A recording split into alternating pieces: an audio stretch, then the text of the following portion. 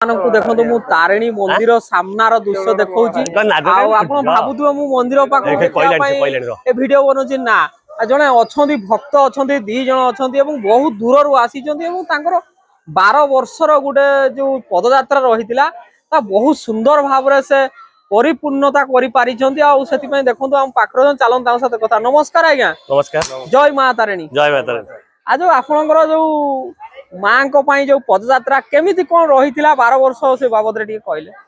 मु सर्वप्रथम घटगार अधिष्ठात्री देवी मां तारिणी पाद पद्म रे जणाउची कोटि कोटि प्रणाम। एवं मु होची जने आईनजीवी चंडीखोल कोर्ट रो जने युव आईनजीवी।